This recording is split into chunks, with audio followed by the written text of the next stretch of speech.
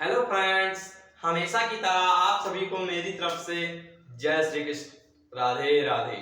Radhe Radhe to everyone. तो कैसे हैं आप सभी लोग? मैं रमन कसोन आप सभी का आपके अपने चैनल आर क्लासेस पर तहे दिल से स्वागत करता हूं। तो फ्रेंड्स, आज हम एक बहुत ही मोस्ट इंपॉर्टेंट टॉपिक के साथ आ गए हैं, जिसका नाम है कि बिंदु आवेश के कारण किसी बिंदु पर विद्युत क्षेत्र की तीव्रता। ये थोड़ा डेरिवेशन वाला टॉपिक है, आपके बोर्ड एग्जाम में 5 नंबर में पूछा जाता है।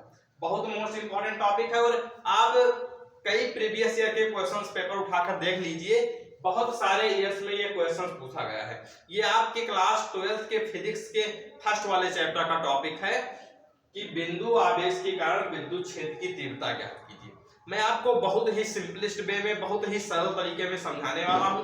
तो फिर हम वीडियो स्टार्ट करते हैं। क्या है कि बिंदु आवेश के कारण विद्युत क्षेत्र की तीव्रता। आपको टॉपिक पढ़कर ही बात मतलब ये पता चल गया होगा कि इस टॉपिक में एक बिंदु होगा, एक बिंदु आवेश होगा, यानी आवेश के बारे में बात चलेगी और विद्युत क्षेत्र की तीव्रता के बारे में बात चलेगी। दो चीजें आपको क्लियर हो गई होंगी। अब थोड़ा जैसे मान लीजिए कि ये हमारा कोई आवेश प्लस क्यू है, वो बिंदु ओ पर रखा हुआ है। क्या है? Plus Q. क्यों? हमारा आवेश है वो बिंदु ओ पर रखा हुआ है। अब इससे आर दूरी पर हमारा एक बिंदु P है। इस बिंदु O से आर दूरी पर एक बिंदु P है जिस पर प्लस क्यू नॉट आवेश रखा हुआ है। क्या? एक हमारा प्लस क्यू आवेश बिंदु O पर रखा हुआ है, इससे आर दूरी पर एक बिंदु P है, उस पर प्लस क्यू नॉट आवेश रखा हुआ है और इन दोनों आवेशों से जो बल की दिशा है वो इधर की ओर है, वो मैंने F से दर्शा दिया है। अब यही बात हमने थोड़ा यहाँ पर लिख दिया है। आप अगर इसको लिख देंगे बोर्ड एग्जाम में तो थोड़ा अच्छा रहेगा। एक बार इसको थोड़ा पढ़ लीजिए, फिर मैं डेरिवेशन करता हूँ। क्या है कि माना कि एक बिंदु आवेश Q है, हमने एक प्लस क्यू आवेश मान लिया, बिंदु O पर रखा हुआ है, यानी जो हमारा प्लस क्यू आवेश है बिंदु O पर रखा हुआ है। इससे आर दूरी पर एक बिंदु P है। भाई साहब, इससे आर दूरी पर हमने एक बिंदु P ले लिया, जहां पर क्यू नॉट आवेश रखा हुआ है। इस बिंदु पर क्यू नॉट आवेश रखा हुआ है। इस बिंदु पर ही, यानी बिंदु P पर ही हमको विद्युत क्षेत्र की तीव्रता E ज्ञात करनी है। अब इससे पहले मैंने एक वीडियो बनाया है कूलाम का नियम। कूलाम का नियम दो बिंदु आवेशों के बीच लगता है। आप जानते हैं कि कूलाम का नियम F बराबर होता है K(Q1Q2)/r²। तो हम यहां पर लिखेंगे कि कूलाम के नियम से, क्या लिखेंगे? कूलाम के नियम से। कूलाम के नियम से आप क्या कह सकते हैं कि F बराबर हो जाएगा K(Q0)/r²।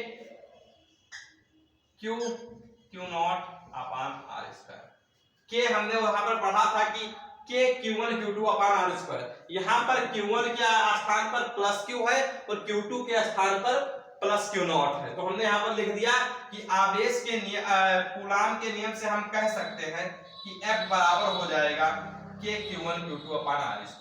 इसको हम इक्वेशन नंबर 1 दे देते हैं। क्या?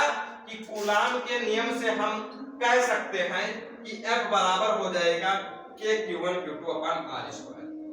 अब इतना आपको समझ में आया?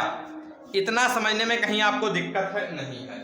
तो अब विद्युत क्षेत्र की तीव्रता का एक फॉर्मूला होता है कि विद्युत क्षेत्र की तीव्रता, विद्युत क्षेत्र की तीव्रता E बराबर होती है F/Q0। ये वाला फार्मूला मैंने कहीं से लिखा नहीं है, ये फार्मूला आप सभी को पता होगा और आपके कॉलेज में पढ़ाया भी गया होगा कि F बराबर होता है E बराबर होता है F/Q0 के। क्या? E बराबर होता है F/Q0 के। मोस्ट इंपॉर्टेंट फार्मूला है। इस वाले फार्मूले पर भी डेरिवेशन आपके बोर्ड एग्जाम में पूछा जाता है। तो क्या है? F बराबर हो जाए, E बराबर हो जाएगा F/Q0 के। विद्युत क्षेत्र की तीव्रता को हम E से प्रदर्शित करते हैं और E बराबर होता है हमारा F/Q0। अब हम F की वैल्यू यहां से उठाकर यहां पर रख देंगे। तो हम यहां पर क्या लिखेंगे कि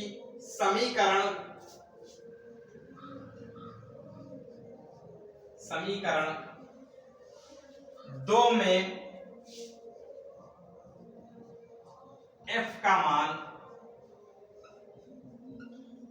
रखने पर क्या लिखेंगे, समीकरण 2 में F का मान रखने पर। तो ये हमारा समीकरण 2 है। समीकरण 2 है हमारा E बराबर F के स्थान पर हम क्या रख देंगे K Q0 अपान R²। ये F के स्थान पर हम लिख लेंगे और नीचे क्या है हमारा Q0। नीचे क्या है हमारा Q0। अब हम थोड़ा K के विषय में बात कर लेते हैं इधर, वरना कई सारे बच्चे कंफ्यूज हो जाएंगे। K बराबर होता है 1/4 पाई एप्सिलॉन नॉट। K बराबर होता है 1/4 पाई एप्सिलॉन नॉट और इसकी वैल्यू होती है 9 × 10⁹9।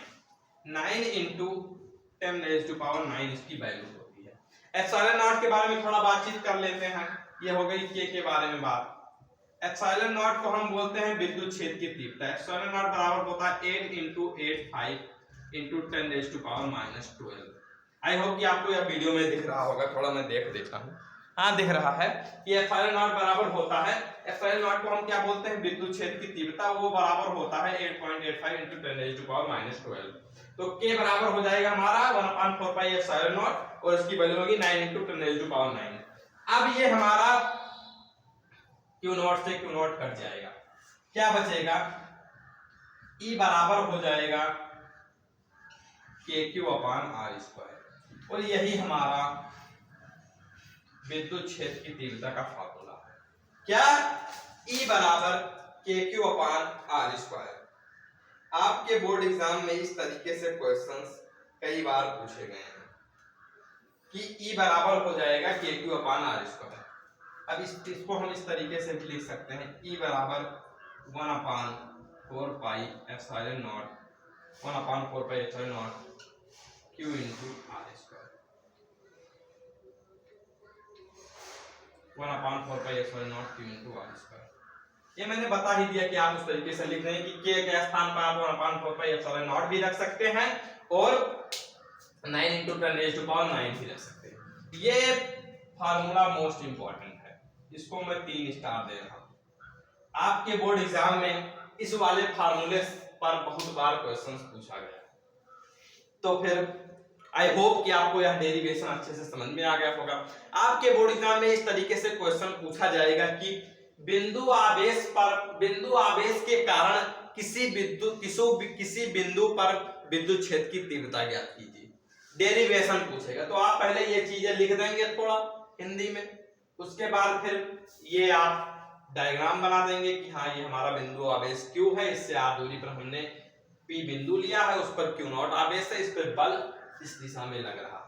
फिर आप कूलाम के नियम से यह लिख सकते हैं कि F बराबर Q × Q0/R²। फिर आपने ये फार्मूला पढ़ रखा है कि विद्युत क्षेत्र की तीव्रता E बराबर होता है F/ε0। फिर यहां से F की वैल्यू आप उठाकर यहां पर रख देंगे, Q0 से Q0 कट जाएगा, E बराबर हो जाएगा KQ/R²। अगर आपको न्यूमेरिकल लगाना है तो आप K के स्थान पर 9 × 10⁻9 रखेंगे, ये इसकी वैल्यू होती है। और एप्सिलॉन नॉट थोड़ा मैंने आपको जानकारी के लिए बता दिया कि एप्सिलॉन नॉट आपके बोर्ड एग्जाम में कई बार पूछा जाता है कि एप्सिलॉन नॉट की वैल्यू क्या होती है, ऑप्शन में दिया रहता है। तो आई होप कि आप अब यह डेरिवेशन बहुत आसानी से कर पाएंगे। मैंने एकदम सरल वे में आपको बताया है, कहीं कुछ कंफ्यूजन की जरूरत नहीं है। अगर आपको इसमें कोई डाउट है तो आप कमेंट बॉक्स में कमेंट करिए, मैं आपके डाउट जरूर क्लियर करूंगा।